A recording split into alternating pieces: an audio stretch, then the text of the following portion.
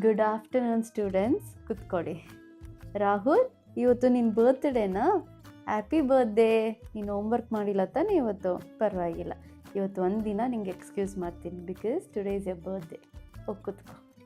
ನೆನ್ನೆ ನಾನು ಎಲ್ಲಿವರೆಗೂ ಹೇಳ್ಕೊಟ್ಟೆ? ಎಲ್ಲಿವರೆಗೂನಾ? ಹೌದಾ?